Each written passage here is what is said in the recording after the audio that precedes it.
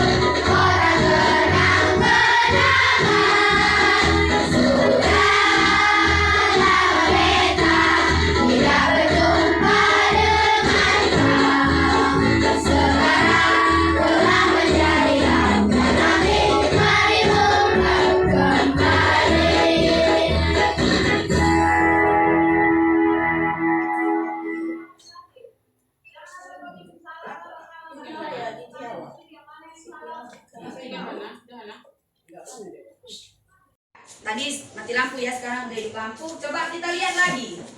Ya, kita lihat dulu video pembelajaran yang ada di depan. Semua memperhatikan Pada ya. video kali ini kita akan mempelajari tentang sudut. Sudut adalah suatu daerah yang dibatasi oleh dua garis lurus yang bertemu atau berpotongan pada satu titik. Bagian-bagian sudut. Sudut memiliki beberapa bagian, diantaranya titik sudut, kaki sudut, dan daerah sudut. Kaki sudut adalah garis-garis pembentuk sudut. Titik sudut adalah perpotongan antara dua kaki sudut. Daerah sudut adalah daerah yang terbentuk antara dua kaki sudut. Jenis-jenis sudut. Berikut ini jenis-jenis sudut. 1. Sudut lancip. 2. Sudut siku-siku. 3. Sudut tumpul. 4. Sudut lurus. 5. Sudut refleks. 6. Sudut penuh. 1. Sudut lancip. Sudut lancip adalah sudut yang besarnya lebih dari 0 derajat dan kurang dari 90 derajat. 2. Sudut siku-siku. Perhatikan hewan. Lihat hewan itu, kecil ya. Ya. Mulutnya itu membentuk sudut. Ya kan? Apa itu binatangnya? Itu babi ya? Apa itu? Udanil ya. Udanilnya waktu dia menganga membentuk sudut. Nih. Nih, ularnya juga membentuk sudut. Burungnya juga membentuk sudut ya. Oke, kita lihat sekali lagi gambarnya. Ya, ada buaya. Buaya sama harimau atau singa. Bukan harimau itu Jija. Jija nggak pernah nengok harimau dia. Singa ya, dia juga membentuk sudut. Sekarang ya, kita tadi sudah belajar, belum bagus, Rama. Sudah belajar jenis-jenis sudut. Nanti coba peragakan Ibu bagi. Cari lagi jenis-jenis sudut yang ini tadi apa? Visual. Tulis di kertas atau gambarkan jenis-jenis sudut yang kau dapat. Nih ya, biar KPD-nya digambar di belakang. Terus ini lagi, berapa ini? Gambar di belakang jenis-jenis sudut yang tadi sudah kita dengar. Ini juga, tapi mereka melalui HP ya mencarinya. Kalau yang ini dibaca dulu bukunya. Lihat dari buku.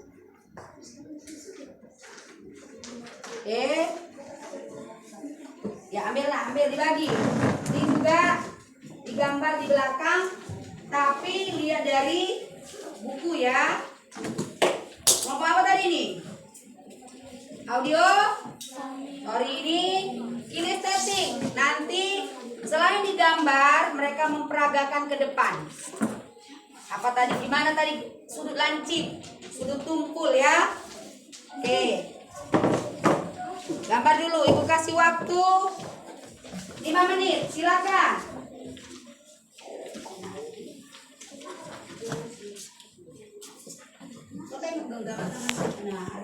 Berdiri.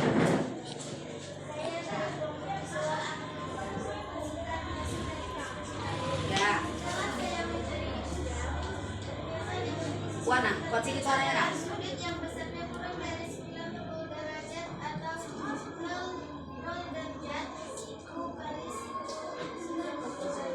Ya, oke. Coba dulu sudut yang ini. Silakan. Kelompok apa tadi? Auditory. Ya, silakan. Apa yang kamu dapat?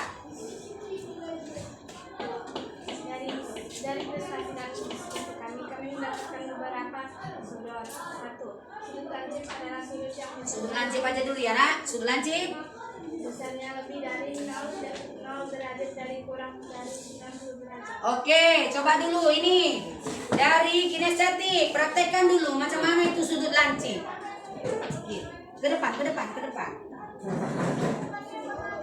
Ya, mana sudut lancip? Ya, ini katanya, coba sebutkan. Ini disebut dengan sudut. Ini disebut dengan sudut lancip. Terus, satu siku-siku. Ini disebut dengan sudut siku-siku. Satu lagi. Ini disebut dengan sudut Tumpul. tumpul. Oke, tepuk tangan dulu. Oh, semua, tepuk tangan lagi. Ya, itulah tadi jenis-jenis sudut.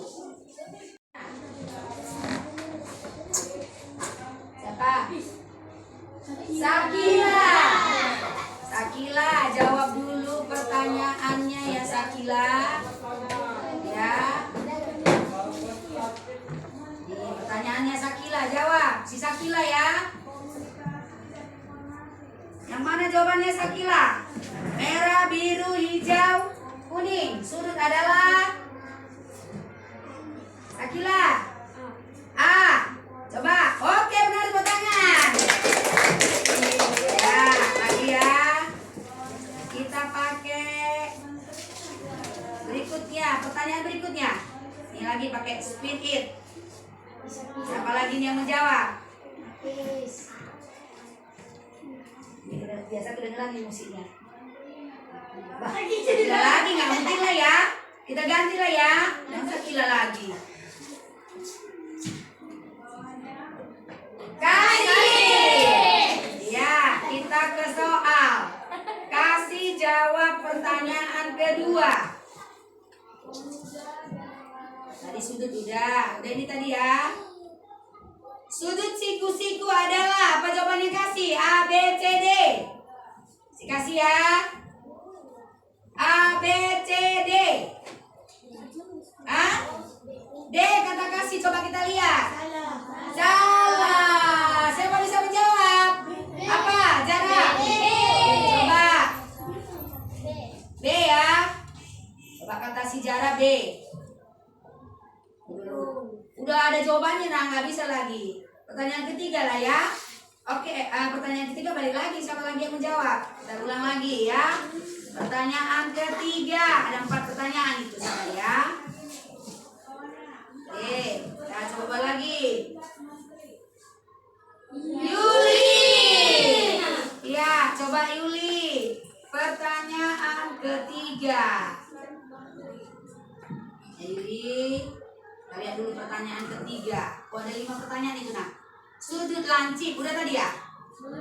Nah, sudut lancip adalah Yuli. A, B, C, D. B. Assalamualaikum warahmatullahi wabarakatuh. Berjumpa kembali dengan saya Khairani Panjaitan, calon guru penggerak angkatan 11 dari SD Negeri 112274 Ledong, Kabupaten Labuan Batu Utara. Pada pasca observasi ini saya ditemani oleh Ibu Junior Simatupang dan juga disaksikan oleh Ibu pengajar kasih saya, yaitu Ibu Sri Dewiwati Nenggolan.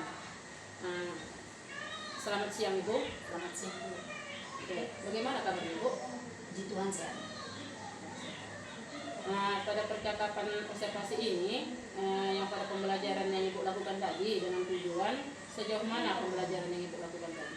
Saya merasa tadi kurang maksimal ya, karena lampu listrik padam dan juga speaker yang saya pakai tadi ada masalah sedikit. Lampu mati ya, speakernya pun tidak nyambung. Iya. Nah, di sini Bu, pertanyaan saya yang pertama, bagaimana perasaan Ibu terkait dengan observasi yang berlangsung tadi? Perasaan saya berharap semua itu boleh berjalan dengan baik, tapi karena kurang baik, jadi perasaan saya belum senang, belum 100% saya dapat tadi pembelajaran itu. Belum lengkap ya, belum komplit ya. Iya. Jadi bisa Ibu ceritakan di area sikap, pengetahuan dan keterampilan, pengembangan mana yang sudah Ibu lakukan di kelas? Kemudian langkah-langkah atau tahapan apa yang sudah Ibu lakukan di kelas tadi Ibu? Pengembangan yang saya harapkan dari proses belajar mengajar tadi adalah harapan saya setelah saya melakukan proses pembelajaran tadi, anak-anak boleh mengerti apa itu definisi sudut dan apa pembagian jenis-jenis sudut tadi. Kemudian langkah-langkah yang saya lakukan sebelum memulai proses pembelajaran tadi, anak-anak saya bagi menjadi 3 gaya belajar. Sebelum saya melakukan proses pembelajaran, ada kinestetik, ada visual, ada auditory. Iya. Itu ada tiga minat anak ya Bu ya? Iya. Dalam proses pembelajaran berdiferensiasi. Kira-kira menurut Ibu dari ketiga area pengembangan tadi, sudah berhasilkah Ibu mengembangkan pembelajaran di kelas tadi Bu? Saya rasa belum. Belum saya rasa. Belum Belum mencapai. ya. Nah, di sini Bu, menurut Ibu, kendala apa yang Ibu hadapi ketika pembelajaran berlangsung tadi, Ibu? Ya, tadi di depan saya udah kemukakan, mungkin pembelajaran yang saya lakukan saya rasa itu sudah maksimal, tapi karena kondisi listrik dan speaker yang kurang mendukung, makanya tadi agak belum 100% pembelajaran itu tercapai. Jadi macet-macet Ibu ya. Iya. Jadi tadi kita buat SBK, Iya. tadi speakernya ini Jadi tidak dilaksanakan. SBK tadi ya Bu ya. Nah, kira-kira ini Bu, apa rencana Ibu ke depannya supaya lebih baik lagi untuk pembelajaran di kelas?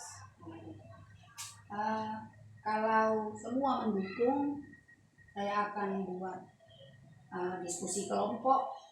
Saya akan presentasekan hasil dari diskusi kelompok yang berbeda gaya belajar tadi. Itu yang akan saya lakukan ke depannya. Tentang pembelajaran yang kinestetik, visual, Iya. auditori tadi Iya, ya. yang pasti akan berbeda lembar kerja peserta didik. Tiga bagian ya Bu ya. Tentang minat anak ya Bu ya. Iya. Nah, di sini terima kasih Bu ya atas jawaban yang Ibu berikan. Semoga proses pembelajaran yang kedepannya dapat terrealisasikan dengan baik ya Bu ya. Nah, di sini selanjutnya ada refleksi dari Ibu pengajar praktik saya yaitu Ibu Sri Dewiwati Nenggolan. Silakan Ibu. Baik, terima kasih buat Ibu Kairani, CGP Angkatan 11, Kabupaten Labuan Batu Utara, juga dengan Ibu Junia Simatupang, selaku rekan sejawat yang berkontribusi untuk menyelesaikan tahapan daripada pemenuhan tugas pendidikan guru penggerak yang sedang dijalani Ibu Kairani Panjaitan. Sepanjang yang saya perhatikan untuk pasca observasi, di sini kan yang digunakan adalah teknik coaching supervisi akademik. Artinya selama ini kalau di KGN itu kan yang supervisi itu adalah kepala sekolah, kepala guru. Jadi disinilah kelebihan daripada pendidikan guru penggerak ya, ibu-ibu yang artinya kita juga dibekali dengan pemahaman terkait bagaimana melakukan coaching untuk supervisi akademik antar atau di rekan sejawat. Artinya apa? Bagaimana supaya kompetensi sesama guru ini bisa semakin lebih baik lagi. Jadi di teknik coaching ini